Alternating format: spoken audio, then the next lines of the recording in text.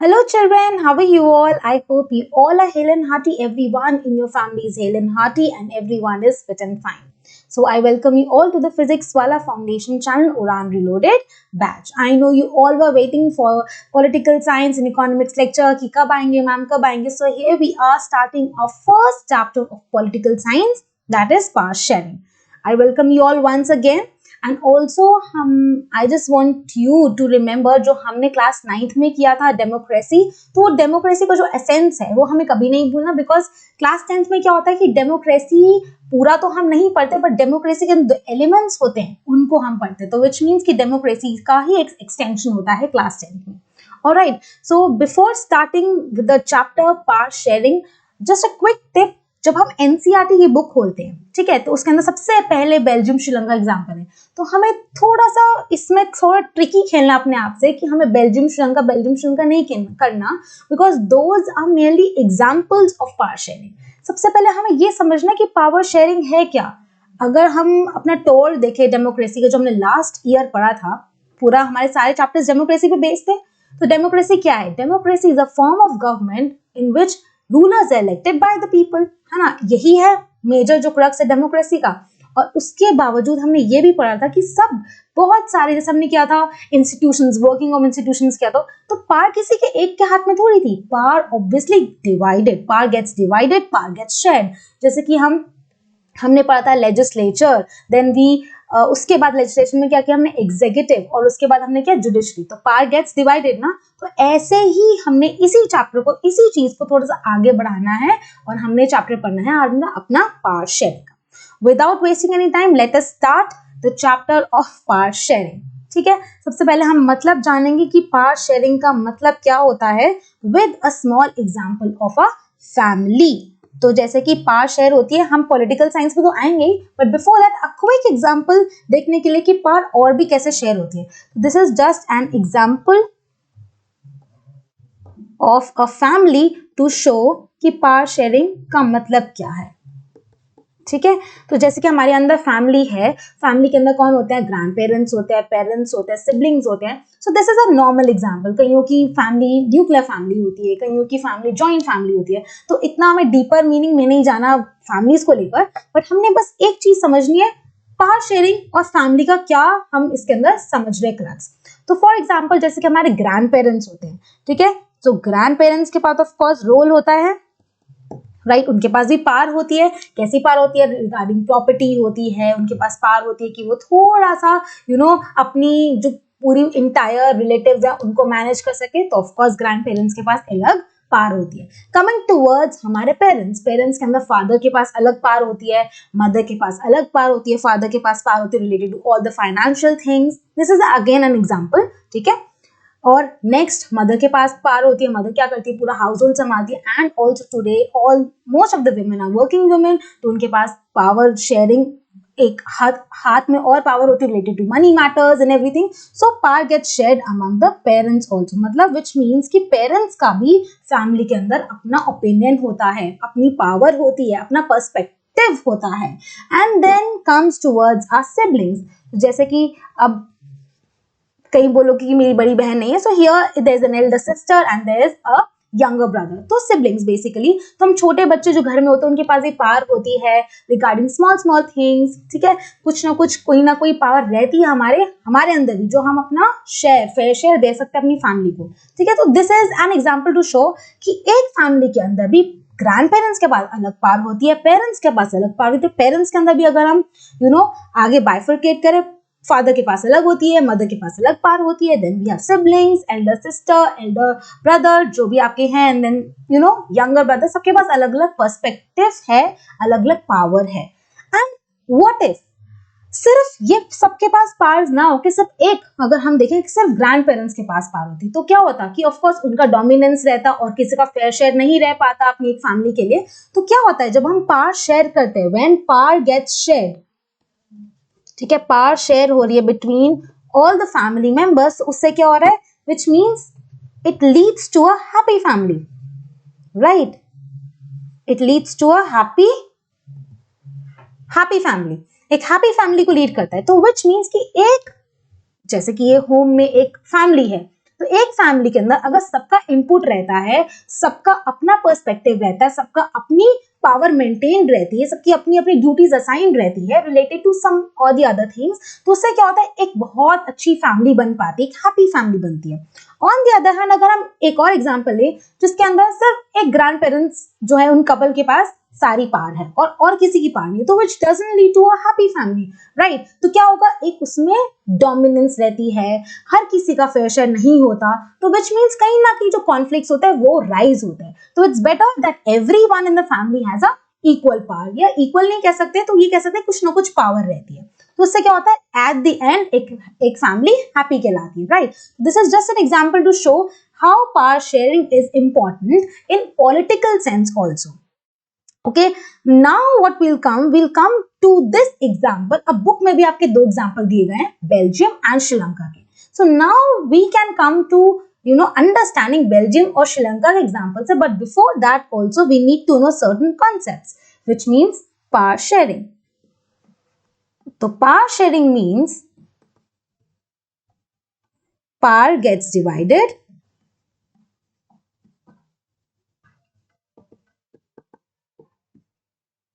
okay, power gets divided, power basically share हो रही है। And one more thing I want to include here is ethnic, a term जो भी हम आगे यूज करेंगे, बट उसका हमें मीनिंग तो जानना है ना। What is the meaning of ethnic? Ethnic का मतलब होता है कि एक पर्टिकुलर ग्रुप, एक पर्टिकुलर कम्युनिटी, ठीक है, तो या तो वो ग्रुप है, ग्रुप ऑफ पीपल है, या तो कम्युनिटी है, बनता तो लोगों से ना। अब वो लोग इकट्ठे रह रहे हैं and they are sharing their bond, they are sharing the equal bond, सबका बॉन्ड सेम है, तो शेयरिंग सेम बॉन्ड, या फिर हम बोल सकते हैं शेयरिंग सेम कल्चर, ठीक है, which is known as ethnic. अब डजंट मीन कि एथनिक फॉर एग्जाम्पल कि जरूरी नहीं है कि एथनिक का मतलब है कि हमारा रिलीजन भी सेम हो, we can be of different religion but we are sharing same culture, we are sharing same bond, be it eating habits है, language है, be it dressing style है, anything, ठीक है। तो चाहे हमारा रिलीजन अलग हो लेकिन हमारा बॉन्ड, हमारा कल्चर सेम है, तो we are ethnic people, ठीक है। This is known as ethnic. Ethnic can be related to language, it can be related to culture में क्या आता है, ड्रेसिंग सेंस आती है, there can be food etcetera. Okay, so this is how we are understanding ethnic. अब हम आगे वाले जो स्लाइड्स हैं उसमें समझेंगे कि एथनिक हम क्यों यूज कर रहे हैं, because we are taking two examples of Belgium and Sri Lanka, ठीक है, कि हम बेल्जियम एंड श्रीलंका के एग्जांपल से देखेंगे पावर शेयरिंग इंपॉर्टेंट कैसे होती है और कैसे नहीं होती। Okay, now this is a world map. World map के अंदर हम ऑफ कोर्स क्या कर रहे हैं, हम कर रहे हैं एक एग्जांपल किसका, बेल्जियम का। तो बेल्जियम क्या है, पहले तो हमें देखना कि बेल्जियम कहाँ है। बेल्जियम यूरोप में है और ये पूरा वर्ल्ड मैप है। मैप क्या होती है, it's a flat representation of our earth, ठीक है। तो ये हमारी अर्थ है पूरी, विच इज आवर वर्ल्ड। तो इसके अंदर हमें देखना, स्पॉट करना है कि ये हमारा, जहां हमारे मैम ने सर्कल बनाया, दैट इज आवर यूरोप, ठीक है। अब यूरोप के अंदर छोटी सी, बहुत छोटी सी एक कंट्री है राइट हियर, और छोटी सी, दैट इज आवर बेल्जियम, ठीक है। और देखते हैं, थोड़ा सा और हाईलाइट करते हैं यहाँ पे। Again we have one more map, let's take red colour, ठीक है। तो यहाँ पे देखेंगे बेल्जियम क्या है, मतलब यूरोप में एक छोटा सा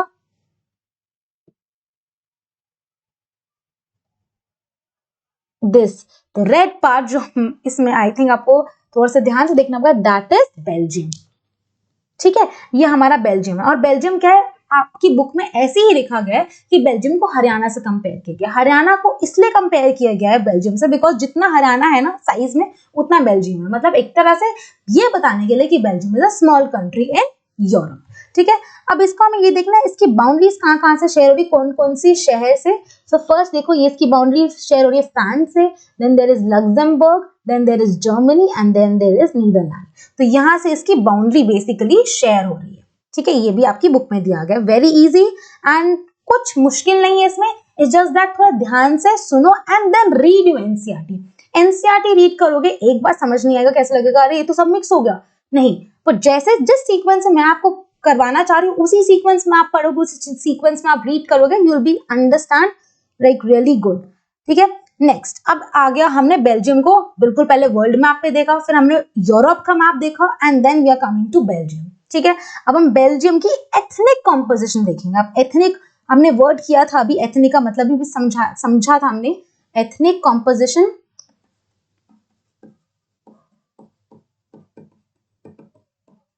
ठीक है, एथनिक कॉम्पोजिशन समझना हमें। एथनिक कॉम्पोजिशन क्या है? Ethnic basically again I am repeating कि एथनिक वो चीज होती है जहां पे कम्युनिटी के लोग, एक ग्रुप के लोग सेम कल्चर शेयर करते हैं, सेम बॉन्ड शेयर करते हैं। डजंट मैटर कि उनका रिलीजन अलग हो, डजंट मैटर उनका रिलीजन सेम भी हो, कोई फर्क नहीं पड़ता, बट उनके कल्चर सेम होना चाहिए। ठीक है, अब एथनिक कॉम्पोजिशन अगर हम सिर्फ बेल्जियम की देखें, it is based on language. ठीक है, तो हम एक बार बेल्जियम के केस में देख लें, it is based on language. अब देखते हैं लैंग्वेज में क्या प्रॉब्लम है। तो जो हम बेल्जियम का केस ले रहे हैं now, it is kind of a case study also, example भी बोल सकते हैं, केस स्टडी भी बोल सकते हैं। ठीक है, दिस इज रियल। अब ये हमारा बेल्जियम का, everyone can see on the screen, हमारा बेल्जियम का एक कंट्री का एक तरह से मैप है। So now first of all हमें ये देखना है कि जो this part, the brown part, ठीक है, ये अलग लग रहा है, द पिंक पार्ट इज अलग and the blue part is definitely अलग। ठीक है, तो इसमें हमें देखेंगे जो द ब्राउन पार्ट, जो ऊपर वाला पार्ट है, दैट इज फ्लेमिश रीजन। कौन सा रीजन है? Flemish region. ठीक है, फ्लेमिश रीजन में अगर हम देखें तो इट इज 59%। अब इतने परसेंट लोग एक भाषा बोलते हैं, वो है डच। इतने लोग बोल रहे हैं क्योंकि अगर हम सिर्फ बेल्जियम का केस देखें तो उनका जो एथनिक कॉम्पोजिशन है, it is based on language. ठीक है, अभी हमने ऊपर लिखा, तो इसलिए हमें जानना पड़ेगा, इसलिए हमें देखना पड़ेगा कि कैसे ये डिस्ट्रीब्यूटेड है, बिकॉज इसको हमें थोड़ा सा याद भी करना पड़ेगा, इतना मुश्किल भी नहीं है, ईजी है। तो फ्लेमिश रीजन ऊपर वाला है और यहाँ पे 59% डच बोलते हैं, राइट। अब इसके नीचे वाला पार्ट, जो पिंक वाला पार्ट है, ये है हमारा वलोनिया रीजन। ठीक है, यहां पे 40% पीपल हैं जो फ्रेंच भाषा बोलते हैं, फ्रेंच लैंग्वेज दे स्पीक। ठीक है, इजी पीजी।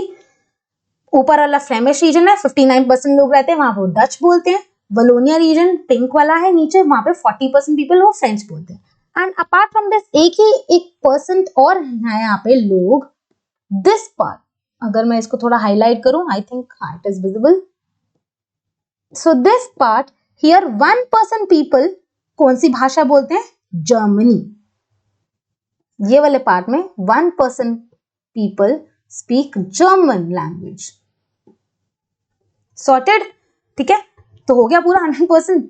नाउ अब हमें ये देखना, यहां तक तो हमें समझ आ गया। इससे क्या समझ आ रहा है हमें कि डच स्पीकिंग लोग ज्यादा हैं और माइनॉरिटी है फ्रेंच की, और मतलब जर्मन तो जस्ट 1% है, तो माइनॉरिटी होगी फ्रेंच की और डच लोग ज्यादा हैं। ठीक है, सॉर्टेड। लेकिन अब इसका जो कैपिटल रीजन है, बेल्जियम का कैपिटल रीजन है, उसको बोलते हैं ब्रसल्स। ठीक है, इसकी प्रोनाउंसिएशन इज ब्रसल्स। अब इसमें क्या सीन है, यहां पे आता है catch. What is the catch? Catch is, यहाँ पे जैसे फ्रेंच की माइनॉरिटी है और डच की मेजॉरिटी, यहाँ पे पूरा रेसिप्रोकल हो जाता है। रेसिप्रोकल मतलब उल्टा। अब उल्टे में क्या आता है, यहाँ पे 80% पीपल स्पीक फ्रेंच, नीचे लिखना पड़ेगा, स्पीक फ्रेंच, और 20% पीपल स्पीक डच।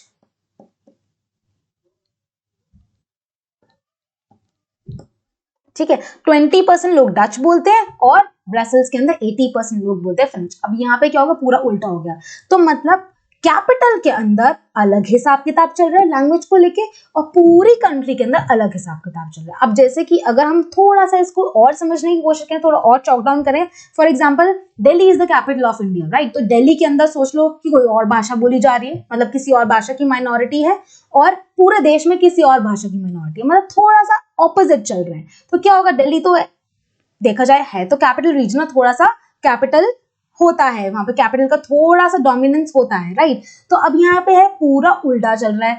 तो अब इसमें कैसे, मतलब आप लगा लो कि थोड़ा सा कॉम्प्लेक्स तो है ना सोचने का कि अच्छा इतना सारा उल्टा पुल्टा चल रहा है हिसाब किताब, राइट। तो अब तो डच की गवर्नमेंट थी, सॉरी जो बेल्जियम की गवर्नमेंट थी, उन्होंने कैसे डच और फ्रेंच को कैसे मैनेज किया, बिकॉज दिस केस थोड़ा सा लिखने में कॉम्प्लेक्स लगता है. It is a bit complex. This situation is a bit complex. हम इस सिचुएशन को बोलेंगे complex situation.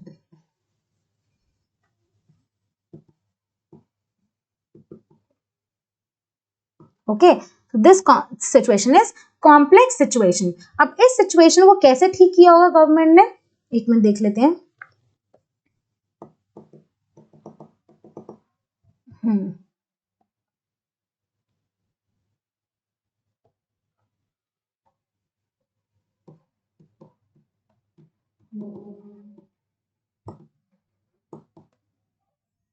So this is a mere complex situation. Let's see how the Belgium's government has done it. ठीक है, अब accommodation in Belgium. अब Belgium ने कैसे अकोमोडेट किया, थोड़ा सा प्रॉब्लम कॉम्प्लेक्स तो था, कैसे अकोमोडेट किया, कैसे उसको मैनेज किया एंड कैसे उनका टुवर्ड्स द एंड कैसा कंक्लूजन निकला. First of all I would like to tell you कि जो बेल्जियम का उन्होंने एक अप्रोच यूज की, that was a positive approach. ठीक है, and it turned out to be positive. तो okay, so it turned out to be positive. अब देखते हैं कैसे पॉजिटिव आया, कैसे उन्होंने मैनेज किया. ऑलराइट, सो द अकोमोडेशन, सबसे पहले हमें एक मतलब I am writing the years में. तो फर्स्ट ऑफ ऑल एक तो हम बोलेंगे बेल्जियम की जो accommodation it is very innovative. बहुत अच्छे तरीके से उन्होंने मैनेज किया, बहुत ही पॉजिटिव था और बहुत ही ज्यादा innovative and it is beautifully drawn.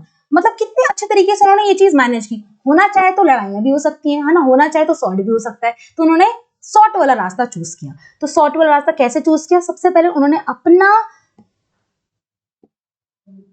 अपना कॉन्स्टिट्यूशन दे अमेंडेड 4 टाइम्स. अब 4 टाइम्स कैसे अमेंड किया, during the years 1970 and 1993 they amended their constitution 4 times.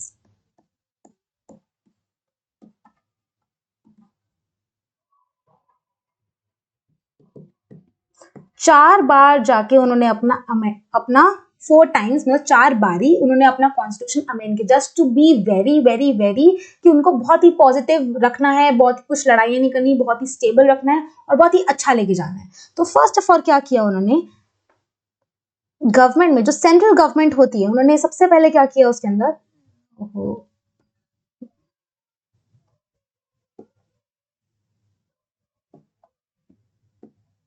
Okay, first of all what they did, उन्होंने क्या किया, उनको पता था कि एक जगह मतलब कैपिटल में फ्रेंच की मेजॉरिटी है और पूरे देश में फ्रेंच की माइनॉरिटी है, रेसिप्रोकल चला था. तो उन्होंने क्या किया, उन्होंने क्या मतलब बेसिकली जो सेंट्रल गवर्नमेंट के अंदर जो दोनों की रिप्रेजेंटेशन होती है, representation of both the languages speakers ministers की, उन्होंने इक्वल रख दी. तो first of all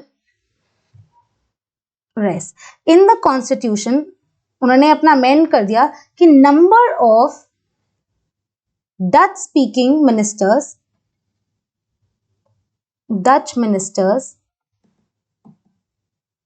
is equal to French speaking ministers.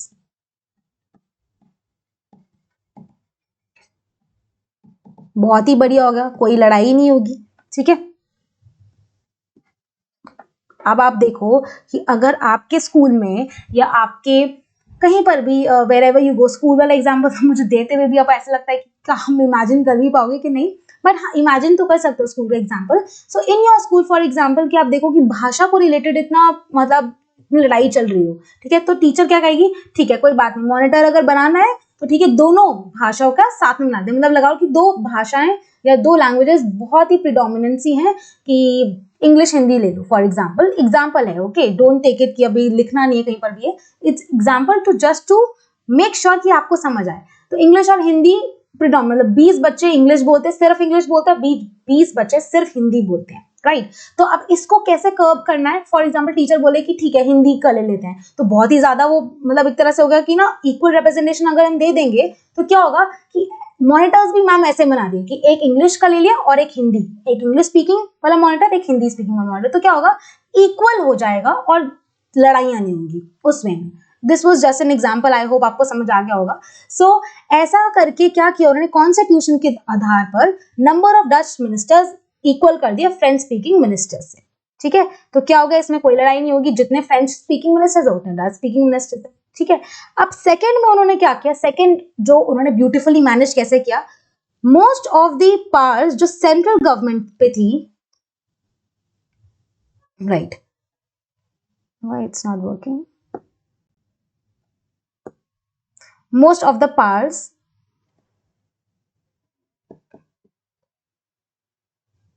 Central government से उन्होंने स्टेट गवर्नमेंट को दे दी।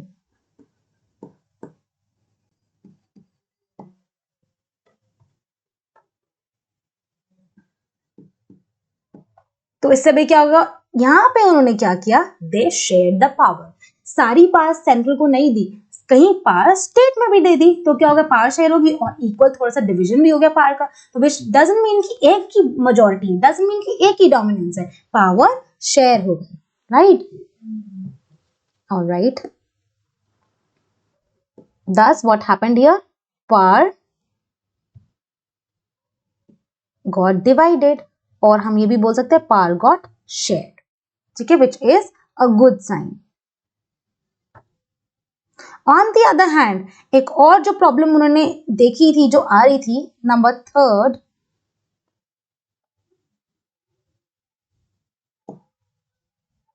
right, okay, so in number 3 what was happening there, उन्होंने देखा कि ब्रसेल्स का प्रॉब्लम चल रहा था ना, कि ब्रसेल्स कैपिटल है, वहां पर रेसिप्रोकल सिस्टम हुआ है, पूरा अलग ही है, पूरा चेंज हुआ है पूरी पूरी कंट्री से, तो उन्होंने ब्रसेल्स की एक अलग ही गवर्नमेंट बना दी, there was a separate government for Brussels, तो Brussels, okay,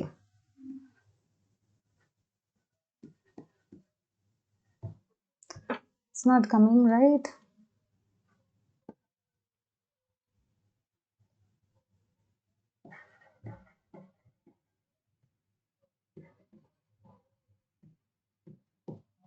Brussels has a separate government, की मतलब कुछ और,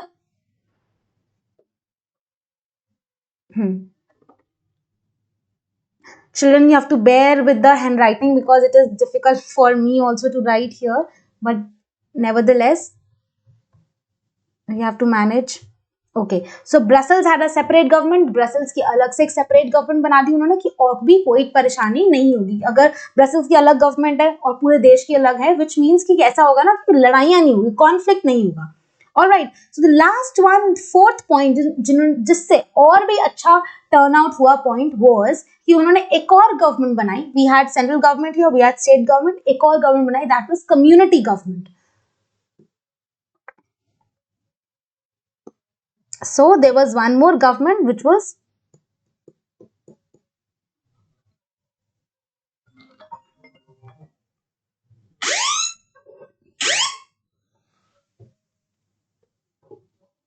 community government. I'm so sorry, children.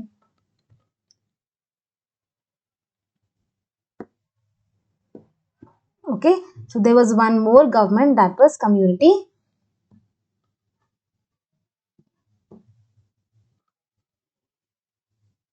There was one more government which was made up. Community government क्या होती है, community, people की government। तो इससे क्या हुआ कि बहुत सारे लैंग्वेजेस तो जैसे थी, जैसे कि डच थी, जर्मन थी, देयर वाज फ्रेंच थी, तो सबकी अलग अलग गवर्नमेंट बना दी, विच मीन्स कि जो भी लैंग्वेज कल्चर जिससे भी प्रॉब्लम है, there is another community government, they can of course put their perspective, put their opinions out there, और वो कम्युनिटी गवर्नमेंट उसे सॉर्ट कर देगी। So this is how accommodation in Belgium worked out, और बहुत अच्छा वर्कआउट हुआ।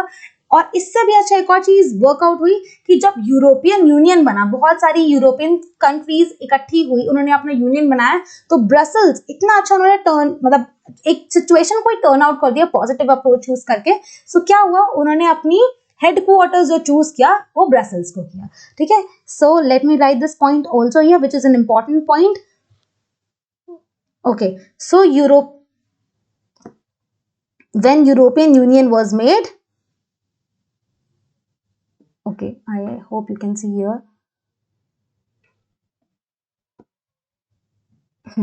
So Brussels was chosen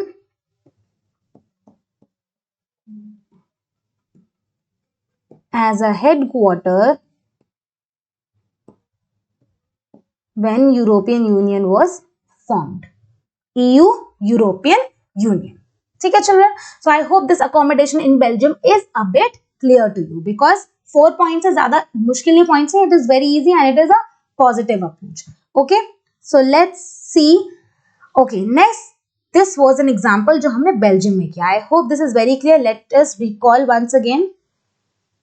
Okay, so कैसा था? फ्लेमिश रीजन जो था उसके अंदर 59% डच लोग डच भाषा लोग बोलते थे, 40% वलोनिया रीजन में फ्रेंच भाषा बोलते थे, ठीक है, एंड 1% जर्मन बोलते थे. तो ये पूरे हमारी बेल्जियम का एक तरह से कंपोजिशन है, एथनिक कंपोजिशन, लैंग्वेज को रिलेटेड. नेक्स्ट इज अगर हम ब्रसेल्स का देखें, ब्रसेल्स इज अ कैपिटल जिसके अंदर पूरा उल्टा हिसाब किताब था, जिसमें फ्रेंच लोग ज्यादा बोलते थे और डच लोग कम बोलते थे, which is also a complex situation. लेकिन वो कैसे कर्व आउट हुआ ऐसे कि 1970 से लेके 1993 उन्होंने अपना कॉन्स्टिट्यूशन 4 बार अमेंड किया. 4 बार अमेंड क्यों किया? जस्ट टू मेक श्योर कि उनका जो कंपोजिशन है, उनका जो कॉन्स्टिट्यूशन है या उनकी जो अकोमोडेशन है वो बेस्ट होनी चाहिए और अच्छी होनी चाहिए towards a positive approach. So first of all उनके जो कॉन्स्टिट्यूशन उन्होंने मैंडेट कर दिया कि number of Dutch ministers should be equal to French speaking ministers. मतलब जो मिनिस्टर्स हैं उनमें लड़ाइयां ना हो, कॉन्फ्लिक्ट ना हो, कि ओपिनियंस जो दोनों के बराबर हैं. सेकेंड, सेंट्रल गवर्नमेंट की जो पावर्स थी वो कई स्टेट गवर्नमेंट को दे दी, which means power got shared, power divide हुई, which is a good reason. अगर पावर डिवाइड हो रही है तो मतलब सबकी सुनी जा रही है, राइट. देन ब्रसेल्स का प्रॉब्लम था, ब्रसेल्स को उन्होंने सेपरेट गवर्नमेंट कर दी. तो पूरे जो देश है उसकी गवर्नमेंट अलग है और ब्रसेल्स की अलग है और पावर भी शेयर हो रही है. अपार्ट फ्रॉम दैट एक कम्युनिटी गवर्नमेंट उन्होंने बनाई. कम्युनिटी गवर्नमेंट इसलिए बनाई because there were so many communities which means people were there. तो उनकी टेक केयर, मतलब उनकी बेसिकली कल्चर को टेक केयर करने, उनकी लैंग्वेज इश्यूज, उनके एजुकेशनल इश्यूज, जो भी हमारे मतलब डेफिनेट उनका कॉम्पोजिशन तो अलग था ना, तो उसके हिसाब से उन्होंने एक कम्युनिटी गवर्नमेंट बनाई जो सिर्फ उनके कल्चर वैल्यूज, लैंग्वेज, जैसे कि हमने कहते हैं एथनिक वैल्यूज को कैटर करेगी, विच इज कि हर इंसान की वहां पे सुनी जाएगी चाहे वो किसी भाषा का हो, राइट. सो ना Brussels was also chosen as a headquarter. कैसे चूज किया गया? बिकॉज इतना अच्छा से मेंटेन किया. It was a positive approach with which they move forward and which they put forward. तो बेल्जियम का हमने अकोमोडेशन देखा, इट वाज वेरी ब्यूटीफुल, मतलब बहुत अच्छा किया उन्होंने. Next will come to the example of Sri Lanka. अब श्रीलंका आपको पता है ये इंडिया का, ये तो पता ही है, बहुत easy. This is India. From where this is coming?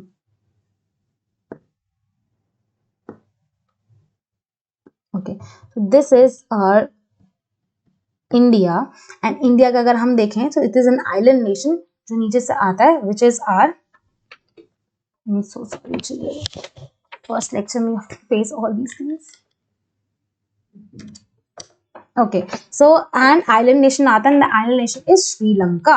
So this is Sri Lanka. अगर हम श्रीलंका को थोड़ा सा और करीबी से देखें तो it looks like this. अब हम श्रीलंका के एथनिक कॉम्पोजिशन की बात कर रहे हैं. लेट अस सी श्रीलंका की एथनिक कॉम्पोजिशन कैसे थे. So now ethnic composition of Sri Lanka is based on two broad group. First of all सबसे हम मैप देखेंगे, इसके अंदर there is the orange part, that is the north eastern part. This is the north eastern part and the yellow part majority है. इसके अंदर क्या है? क्रक्स यही है, मेजॉरिटी, येलो पार्ट की मेजॉरिटी है. तो इसका जो कॉम्पोजिशन बोला जाता है मेजॉरिटेरियनिज्म इन श्रीलंका, क्योंकि मेजॉरिटी का इन्होंने इतना वेटेज किया था which turn out to be a negative approach. मतलब इट इज इसलिए देखा जाता है बिकॉज इन्होंने पावर शेयरिंग का अच्छे से यूज नहीं किया, राइट. सो इसलिए इनका सबसे पहले आपको यही याद रखना है कि इनका थोड़ा सा नहीं, काफी ज्यादा अप्रोच इनकी नेगेटिव थी. ओके, इनकी नेगेटिव अप्रोच थी. ऑलराइट, तो नेगेटिव अप्रोच अगर हम देखेंगे तो कैसी रही? सबसे पहले नॉर्थ ईस्टर्न पार्ट्स के अंदर अगर हम देखें तो एक भाषा बोली जा रही है, दैट इज श्रीलंकन तमिल्स की, और जो मेजॉरिटी पार्ट है उनको बोला जाता है, this is the majority part. और मेजॉरिटी पार्ट में सिन्हला कम्युनिटी है, और जो कौन सी भाषा बोलती है? सिन्हलीज. Okay, this is 78%. Okay, and the northeastern part, that is the orange part. ये orange part आपका क्या है? श्रीलंकन तमिल्स. अब श्रीलंकन तमिल्स कौन है? जो श्रीलंका के अंदर तमिल्स हैं, तमिल्स रहते हैं, उनको बोलते हैं Sri Lankan Tamils. This part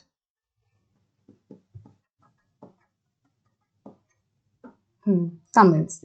And these Tamils are also divided in two parts. First of all, अगर आप देखो तो अंदर ही there is the brown part, जिसको बोलते हैं इंडियन तमिल्स. ये दिखने में आपको लग रहा होगा पहली बार बड़ा मुश्किल है, but it is very easy. और on the other hand, it is Muslim. ये आ नहीं रहा है.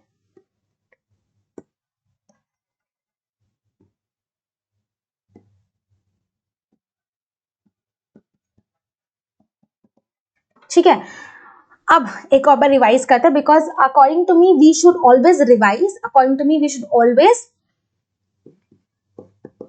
हमें हमेशा क्या करना चाहिए?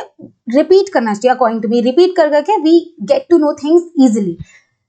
सबसे पहले हम श्रीलंका का मैप देखते हैं. मैप के अंदर हमने ये देखा है कि एक येलो पार्ट है, बहुत ज्यादा मेजॉरिटी बहुत ज्यादा लग रहा है, और एक है ऑरेंज पार्ट जो कम लग रहा है. तो क्रक्स इसका यही है कि मेजॉरिटेरियनिज्म इन श्रीलंका पढ़ रहे हैं, मतलब मेजॉरिटी का बोलबाला है. मेजॉरिटी कौन है? सिन्हला.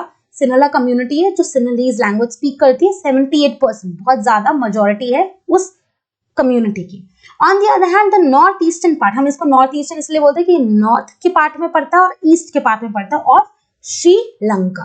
तो श्रीलंकन तमिल्स बोलते हैं उनको. बेसिकली तमिल्स हैं जो श्रीलंका में रहते हैं, तो श्रीलंकन तमिल्स. अब ये भी दो पार्ट में डिवाइड हो गए. एक होते हैं इंडियन तमिल्स. इंडियन तमिल्स वो हैं जो बेसिकली, इसके अलावा they are not divided. Basically इसके अंदर और कम्युनिटी है, नंबर 1, नंबर 2, नंबर 3 डिवाइड नहीं हुए. इसको भी मैं एक्सप्लेन करती हूँ अभी. 2 and 3. ठीक है, तो श्रीलंकन तमिल्स वो हैं ऐसे तमिल्स जो श्रीलंका में ही बॉर्न एंड ब्रॉट अप हुए हैं, मतलब वहीं पर ही पले, मतलब पैदा भी हुए हैं और पाल पोस के उनको बड़ा भी वही किया गया. सेकेंड आते हैं इंडियन तमिल्स. अब इंडियन तमिल्स कौन है? जो इंडिया के कॉलोनियल पीरियड के थ्रू, मतलब इंडिपेंडेंस जब हुई थी तो एज रेफ्यूजीज वो आए थे यहाँ पे रहने, तो वो इंडिया के तमिल्स हुए. इंडियन तमिल्स है, बट अब श्रीलंका में रहते हैं, तो born in India and brought up in Sri Lanka, या फिर ड्यू टू पार्टीशन या due to independence colonial time के लिए वो एज रेफ्यूजीज यहाँ पे आए थे. So they are Indian Tamils. And on the third one they are the other community which is Muslims. अब मुस्लिम्स आप देखोगे कि जो स्मॉल सर्कल पार्ट है वो वहां पे मुस्लिम्स है. तो this is the ethnic communities of Sri Lanka based on language also. ठीक है, तो ये हमें समझ आया. अब हमने ये समझना है कि श्रीलंका के मेजॉरिटेरियनिज्म कैसे शुरू हुई. एंड जैसे मैंने आपको बोला, it is a negative approach they used, and that approach was majoritarianism. Majoritarianism का मतलब कि उन्होंने majority को लेके बहुत ज्यादा अपना बोलबाला कर लिया था. किसकी majority? majority थी सिन्हला कम्युनिटी, जो सिन्हलीज बोलते थे. ठीक है, बहुत ज्यादा इन्होंने अपना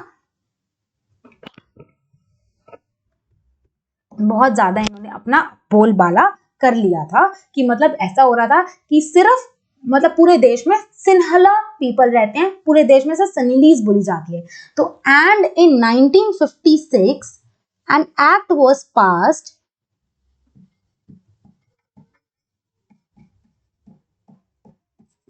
to recognise Sinhalese as an official language. तो इन्होंने क्या किया कि धीरे धीरे सिन्हलीज को ही अपनी ऑफिशियल लैंग्वेज मान ली. Official language. कितनी बुरी बात है कि पूरे देश के अंदर, ठीक है, बहुत सारे लोगों की मेजॉरिटी नहीं है, they are minority people also, लेकिन ऐसी मेजॉरिटी आपने बना ली कि आप जो माइनॉरिटी हो उनको भी डोमिनेट कर लो. आपने पूरे देश की भाषा ऑफिशियल ही सिन्हलीज कर दी. ठीक है, आप ऑफिशियल अगर आप भाषा सिन्हली कर दोगे तो उससे क्या होता है? एजुकेशन सेक्टर में, जॉब सेक्टर में, कल्चर सेक्टर में आपका हर जगह एक ही भाषा यूज हो रही है, दैट इज सिन्हलीज. तो of course eight one point of time जो तमिल थे, श्रीलंकन तमिल से, they felt alienated. Sri Lankan Tamils को लग रहा था कि ऐसा तो इतना ज्यादा मेजॉरिटी चल रही है कि हमको तो एलियनेट कर दिया, मतलब हमारा तो कोई से ही नहीं है. अगर आप गवर्नमेंट जॉब्स देखो तो सिन्हलीज, जो सिन्हला बोल रहे हैं, जो सिन्हलीज है पीपल, जो सिन्हला बोल रहे, जिनकी लैंग्वेज उन्होंने ऑफिशियल कर दी, उनको आगे भेजा जा रहा है। अगर आप जॉब सेक्टर देखो, एजुकेशन सेक्टर देखो, यूनिवर्सिटीज में देखो, जहाँ भी ओपनिंग्स हैं, जहाँ भी अपॉर्चुनिटीज हैं, सब तो आप शिमला को दे रहे हो। तो then what is the point of living here? तो दे फेल्ट एलियनेटेड। एलियनेटेड मतलब वो एलियन फील करने लगे कि हम इस देश में रह के भी इस देश के नहीं है। ठीक है, सो Tamils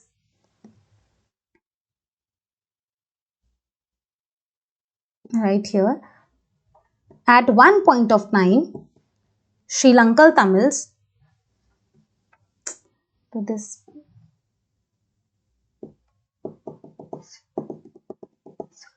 okay, at one point of time,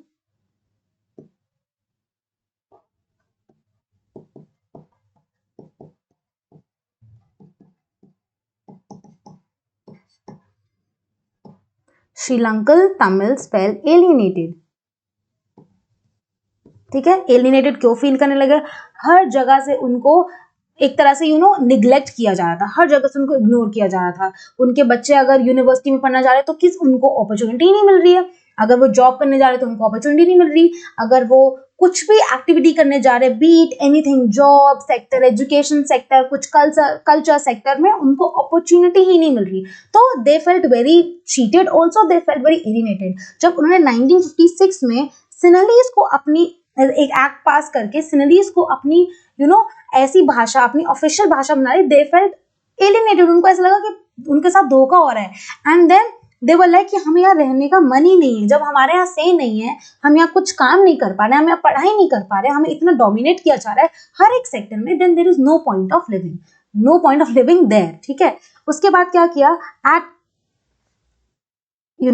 eight some point of time इतना उनका रेज बढ़ गया था। What happened? It left to a, before that they also wanted, जब उन्होंने देखा, आई राइट लेटर, ठीक है, जब उन्होंने देखा कि ऐसा ही मेजोरिटी का ज्यादा बोलबाला हो रहा है, हम माइनॉरिटी वाले नहीं जी पा रहे, and of course Sri Lankan Tamils को बिल्कुल भी एक धोखा और एक चीटेड और इग्नोरेंस से देखा जाता, तो दे फेल्ट वेरी एकदम बाहर, दे felt very neglected. So they wanted कि उनकी तमिल भाषा भी एक मतलब ऑफिशियल लैंग्वेज या एक कहते हैं ना कि उस लेवल पे आएगी जैसे उनको भी रिकॉग्निशन मिले। But then again that thing was बिल्कुल neglected, that thing was ignored, that thing was denied. उसके बाद उन्होंने कहा चलो ठीक है, अगर आप हमारी भाषा को इतना नहीं तवज्जो दे रहे तो ऐसा करो, हमारे तमिल एलम बना दो, एक अलग से स्टेट ही बना दो, हमें नहीं रहना तुम्हारे साथ, तुम श्रीलंका अपने जियो, हमें अलग स्टेटस दे दो, हमें अलग अपनी तमिल एलम बना दो। तो उन्होंने तमिल एलम भी उनको नहीं बनाने दी। एंड जब इतना रेज बढ़ गया, उनको ऐसा लगा कि ये हो क्या रहा है, सो दे जस्ट डिमांडेड, तमिल्स भी डिमांडेड कि हमारे लिए भी यार कुछ कर दो। बट देन दे कंटिन्यूसली बार बार उनकी जो चीजें आ रही थी वो निग्लेक्ट हो जा रही थी, वो डिनाई हो जा रही थी। After a certain point they were like कि अब बस हो गया। एक होता है ना कि इंसान अगर आपको डोमिनेट करी जाए, मेजोरिटी है वहां पे and you are minority, and तब भी you are getting a lot of hated also, you are getting cheated. आपको ऐसा हो रहा है कि भाई मैं एलिनेट फील करूँ तुम्हारे साथ रह के भी, तो एक कहते हैं ना पारा हाई हो जा रहा है। So they felt cheated. They were like, now it's okay. Now we are not living with this thing now. अब हम क्या कर रहे हैं? Now इतना conflict हो गया था. It turned to a civil war. तो ये कैसे हुआ? I'm writing like arrows बना के. So after this Tamils wanted their separate state, या फिर उसको हम बोले थे Tamil alum.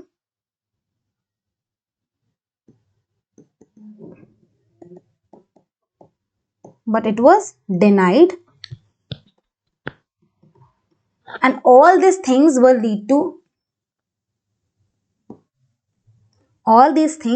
to a civil war. एक civil war हुआ था between both of them, मतलब पूरी country के बीच में हुआ था, and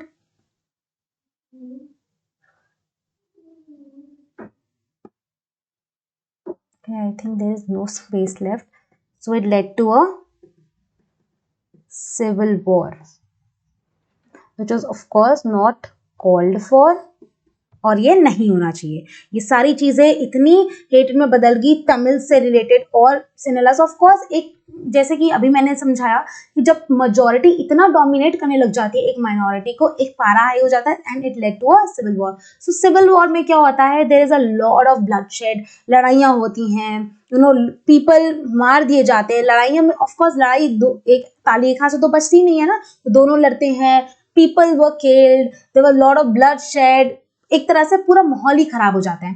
एंड आप एक ऐसा पॉइंट आता है जहां पे ऐसा होता है कि people they leave as refugees, वो किसी और देश में चले जाते रहने, बिकॉज कहीं होता है कि हमें यहाँ पे रहना ही नहीं है, we don't want to live here completely, तो they leave the place completely and they go to another places, so people become refugees etc. so this was hall of Sri Lanka जो जिसने चूज किया था मजोरिटेरियनिज्म। अब बताओ मजोरिटेरियनिज्म वो अच्छे पॉइंट ऑफ व्यू से भी यूज कर सकते थे, बट देन हाउ, अगर वो मेजोरिटी भी थे, ठीक है, अगर हम यहाँ पे वापस आते हैं, इफ वी सी दिस, अगर वो मेजोरिटी भी थे, so they can at least look up to Sri Lankan Tamils and Indian Tamils and Muslims with a very positive approach. But what they did was totally dominated them and it led to, in the end, it led to a civil war. तो ये बच्चों दो examples दिखाए गए आपको NCERT में, one is Belgium and one is Sri Lanka. इसको हमने अच्छे से पढ़ना है, अच्छे से पढ़ना तो है, हमें समझना है बेसिकली। अब आप रीड करोगे ना chapter, you will be finding it very easy, because ये सारा जो भी हमने समझा it is beautifully written in NCERT. But क्या होता है जब हम एनसीईआरटी समझते हैं, हमें at starting we get confused कि भाई पावर शेयरिंग कहाँ है इसके अंदर, है ना, कि हम बेल्जियम श्रीलंका से क्यों स्टार्ट करें, क्योंकि बेल्जियम श्रीलंका से हमें कभी स्टार्ट नहीं करना चाहिए, हमें हमेशा स्टार्ट करना चाहिए पावर शेयरिंग से। जब हम पावर शेयरिंग समझते हैं, हम एथनिक कॉम्पोजिशन समझते हैं दोनों की, श्रीलंका की एंड बेल्जियम की, फिर हम आते हैं कि इन्होंने कैसे अकोमोडेट किया। आपकी बुक में थोड़ा सा ना मिक्स दिया हुआ है, एनसीईआरटी में it's given a bit mixed, कोई बात नहीं। पहले हम बेल्जियम, हमने कैसे देखा, हमने पहले बेल्जियम देखा एंड देन हमने श्रीलंका देखा। We started with a positive approach जो बेल्जियम ने यूज किया था and how the beautifully brought into, you know, कि बहुत अच्छा से उन्होंने एक्सप्लेन किया, बहुत अच्छा से उन्होंने अपने जो लैंग्वेज की डिफरेंट कम्युनिटीज उनको अकोमोडेट किया। And on the other hand Sri Lanka fail to do so, because Sri Lanka ने क्या किया, मेजोरिटेरियनिज्म, मतलब जो मेजोरिटी थी उसका ज्यादा उन्होंने ख्याल रखा उस वे में। So in that case, majoritarianism Sri Lanka gets totally failed और majoritarianism अच्छा नहीं साबित हो पाया in this case of power sharing। यहाँ पे तो power share हुई नहीं ना, यहाँ पे क्या हुआ, एक ही बंदे के पास पावर थी और वो शेयर करने को राजी नहीं था। तमिल्स अगर कर देते तो लड़ाई थोड़ी होती, तो इतना सिविल वॉर थोड़ी होता, ब्लड शेड थोड़ी होता, राइट। सो ऐसा हुआ जो हमने देखा श्रीलंका में, which was a negative thing and which is as we have seen, we have done। Now अब क्या होता है इससे, अब हमने क्या किया, अकोमोडेशन बेल्जियम देखा एंड अकोमोडेशन मतलब मेजोरिटेरियनिज्म इन श्रीलंका देखा। अब इसी से ना बहुत प्यारे प्यारे बड़े बड़े क्वेश्चंस बनते हैं जो आपके पेपर में भी आ सकते हैं। First of all, what was the accommodation in, how Belgium accommodated, ठीक है, पहला तो क्वेश्चन ये आ जाएगा। How was Sri Lanka, how was majoritarianism in Sri Lanka done, ये क्वेश्चन आ जाएगा। पूरा बड़े बड़े क्वेश्चन आ जाएंगे जिसके अंदर आपको पूरा यही लिखना है जो आज हमने समझा है। इससे ज्यादा आपको एनसीईआरटी रीड करोगे, यू विल बी, जैसे कहते हैं ना कि बहुत फ्लो में आपको समझ आएगा। So NCERT every day you have to read, जितना भी हमने किया you have to read the NCERT, और जितनी बार करोगे ना, इसमें कोई शर्म की बात नहीं है कि बार बार करना, राइट, तो आप कर सकते हो इसमें, ठीक है, कि बार बार रिपीट करना। जैसे कई बार मैं देखती थी यूट्यूब पे, पीपल यूज्ड टू से कि मैम बार बार रिपीट मत करो, इसमें कोई शर्म की बात नहीं, जितनी बार रिपीट करोगे उतनी बार तो समझ आएगा, है ना। सो repeat it again, read it again, बहुत अच्छे समझ आएगा। Now this is the first part जो हमने कंप्लीट कर लिया है। दोनों का हमने श्रीलंका और बेल्जियम का अलग अलग से एथनिक कॉम्पोजिशन देखा और अलग अलग से हमने पावर शेयरिंग का देखा, कहाँ पे ज्यादा पॉजिटिव था और कहाँ पे नेगेटिव था। नाउ अब हम चैप्टर पे वापस आते हैं। पावर शेयरिंग हमारे चैप्टर का नाम है। क्वेश्चन आता है, why is power sharing desirable, power sharing desirable क्यों है। सबसे पहले इसके हम दो रीजंस देख लेते हैं। I think this colour is not looking good, we should change the color. Okay, why is power sharing desirable? There are two reasons. First one is prudential reason,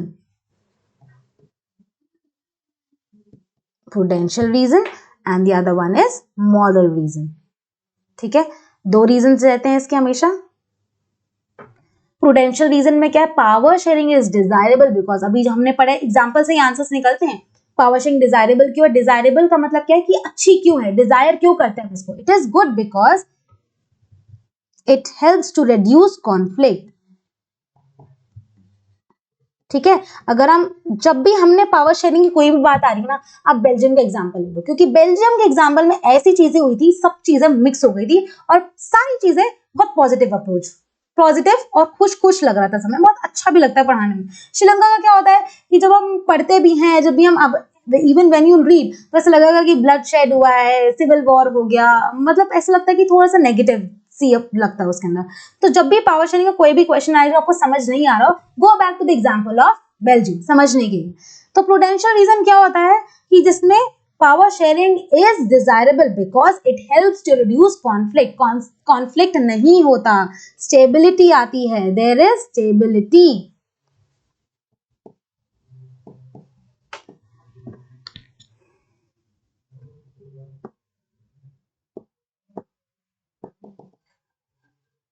Okay, so there is stability.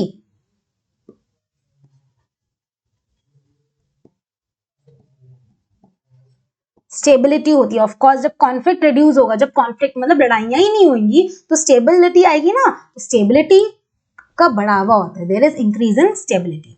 और moral reason ऊपर से हम क्यों देखते हैं, second is the moral reason. Moral reason का मतलब होता है इट इज लेजिटिमेट, लेजिटिमेट मतलब सच्चा, ठीक है, एक सच्चा रीजन। और ऊपर से हम इसको एक और चीज से बोलते हैं कि power sharing is the very spirit of democracy, जैसे कहते हैं ना एक सोल है, उसकी जान है। तो पावर शेयरिंग, जब डेमोक्रेसी की बात आती है, ऑफ कोर्स हमने हमेशा से ही क्लास 9 में भी ये सीखा है, वर्किंग ऑफ इंस्टीट्यूशन सबसे पहला हमने जो चैप्टर किया था उसके अंदर ये सीखा था ना, किसी एक गवर्नमेंट बॉडी के पास थोड़ी होती है power, power gets divided, power gets share. तो ऑफ कोर्स क्या वो डेमोक्रेसी क्या है, डेमोक्रेसी की स्पिरिट है। तो पावर शेयरिंग मतलब PS is the very spirit of democracy, ठीक है, डेमोक्रेसी की वेरी स्पिरिट है। ठीक है, तो ये दो रीजंस हैं जिससे हमें पता लगता है पावर शेयरिंग डिजायरेबल क्यों है। एक तो कॉन्फ्लिक्ट रिड्यूस करती है, स्टेबिलिटी लेकर आती है, दूसरा वो लेजिटिमेट है, स्पिरिट है डेमोक्रेसी की। ऑफ कोर्स जैसे कि लेजिटिमेट हम लेजिट बोलते हैं ना आजकल, लेजिट रीजन है, लेजिट मतलब एक सच्चा रीजन, लेजिटिमेट है व्हिच मींस कि ऑफ कोर्स जैसे लोग चाहेंगे ऑफ कोर्स वैसे ही तो गवर्नमेंट रूल करेगी ना, वो चीज। And power sharing is a very spirit of democracy, moral reason है, एक सच्चा, एक वैल्यूएबल रीजन है, वैल्यू देता है इसको। ठीक है, so with this children we have completed half of the chapter of power sharing. हमने पावर शेयरिंग का आधा चैप्टर कंप्लीट कर लिया, जिसके अंदर हमने क्या देखा, हमने सबसे पहले देखा कि पावर शेयरिंग को हम एक घर के एग्जांपल से कैसे लिंक कर सकते हैं। और हमने ये भी देखा कि पावर शेयरिंग का मतलब जरूरी नहीं होता कि पावर शेयर होती है, पावर ऑल्सो गेट्स डिवाइडेड, और सबका जब शेयर होता है तो it builds into a very good community और builds into very good government. And अगर हमने घर का देखा तो घर के अंदर भी leads to happy family, right, की पावर शेयर होनी चाहिए, सबका अलग अलग मतलब सबका अलग अलग ओपिनियन और व्यूज आने चाहिए। ठीक है, फिर हमने बेल्जियम का अलग से एग्जाम्पल देखा और श्रीलंका का अलग से एग्जाम्पल देखा। On to the conclusion what we got to know कि majoritarianism श्रीलंका ने थोड़ा सा नेगेटिव अप्रोच में लिया और वो अच्छे से नहीं हो पाया। On the other hand Belgium ने बहुत अच्छा सा लिया and it turned out to be very nice and very beautifully they have chopped out. ठीक है, उसके बाद हमने देखा पावर शेयरिंग डिजायरेबल क्यों होती है, उसके दो रीजंस होते हैं, प्रूडेंशियल, इसका नाम ही याद है से आपको रखना है, प्रूडेंशियल रीजन और मॉरल रीजन। ठीक है, इसी में आपको सारे मार्क्स मिल जाएंगे अगर आप ये दोनों नाम लिख दोगे। फिर दोनों के नीचे नीचे 2 लाइंस भी लिखनी है कि it helps to reduce conflict and it brings stability, it is a very spirit of democracy, moral reason, it's a valuable reason and it's a legitimate reason. ठीक है, तो ये आप आंसर लिख दोगे, you will get the full marks. और on the other hand with this we are completing our first part of power sharing. And children अगर जल्दी जल्दी लग रहा है तो you can just tell me Telegram पे कि मैम ये क्वेश्चन आ रहा है। ऑल्सो एक होमवर्क आपके लिए है, फ्रॉम नाउ ऑन DHA तो आपको मिलते ही हैं, but apart from that I am giving you raise your knowledge questions. अब raise the knowledge questions, raise your knowledge questions क्या है, दीज आर आपके चैप्टर से नहीं है ये, बट आपके सब्जेक्ट से रिलेटेड है। So these are very quick and general knowledge, कहते हैं पॉलिटिकल साइंस की जनरल नॉलेज रेज करने के लिए ये आपकी क्वेश्चंस दिए गए हैं एंड ऑफ कोर्स ये आपको कहीं ना कहीं फॉर एनटीएससी ऑल्सो, अगर एनटीएससी नहीं, कहीं सबने एनटीएससी नहीं करना होता तो आपकी नॉलेज रेज करने के लिए क्विक क्वेश्चंस है जो आपको हेल्प भी कर सकते हैं. तो the first question is which fundamental right according to B R Ambedkar. तो यहाँ पे बी आर अम्बेडकर है, तो बी आर अम्बेडकर, पहले let me read in English. Which fundamental rights according to B.R. Ambedkar is the heart and soul of the Constitution? Which means कि B.R. Ambedkar ने ऐसा कौन सा फंडामेंटल राइट को बोला था heart and soul of the constitution, जो constitution का दिल और जान है, ऐसे कौन से इसमें से राइट्स हैं? तो इसमें से ऑफ कोर्स कोई एक होगा, राइट? सो एबीसी करके आपको मुझे टेलीग्राम पे बताना है. You can tell me on Telegram ABC करके. Of course you can write the name also. Right जो है रिलीजन है, राइट टू एजुकेशन है, राइट टू कॉन्स्टिट्यूशन रेमेडीज है. वेरी इजी क्वेश्चन, बहुत ही, लेकिन इससे आपकी क्या नॉलेज रेज होगी. जिसको ऑलरेडी पता है, very good, star already for you. Next question is at present how many high courts are there. ठीक है, इन इंडिया. इन इंडिया के अंदर कितने हाई कोर्ट्स हैं टोटल, तो ये आपको मुझे बताना है. And there is of course only one answer, number में आंसर है. ठीक है, ये आपको बताना है. these type of questions, ठीक है, these are not exactly from a chapters, these are not exactly from a class 10th, but definitely of course बीच में class 10th वाले भी हैं. Definitely these questions will raise your knowledge. ठीक है, apart from this you will get DHA, you have to complete that DHA however you want to do. And any doubt, now what is my key, जो मैं आपको first lecture में आपको बता रही हूँ. First of all children, you need to read the NCERT. ठीक है, चैप्टर जैसे ही कंप्लीट होता है आपको उतना पोर्शन, मैं ये नहीं कह रही पूरा चैप्टर रीड करते रहो, बार बार रिपीट करना is very good habit, read करना is a very good habit, but on the other hand what you need to do is जितना आपने पोर्शन कंप्लीट किया, जितना आज समझा, उसको एक बार रीड कर लो. ठीक है, then you can definitely make your notes and this time I will also help to give you written notes in my handwriting. ठीक है, so read the NCERT, this is your homework. Okay, and on the other hand you have to be positive children. I know a lot of is going through, everyone is going through something or the other, but you have to be clear in your mind. अपना दिमाग साफ रखना है, positive रखना है, पढ़ाई करते हुए कुछ नेगेटिव थॉट्स ना आने. Be positive and of course rise and shine. Okay, चलो bye bye, see you children, see you in our next lecture. Thank you. I hope you really like this lecture. And any doubt you have, of course you can post your doubts on Telegram app. Okay, bye bye children, see you next time in the next lecture. Bye bye.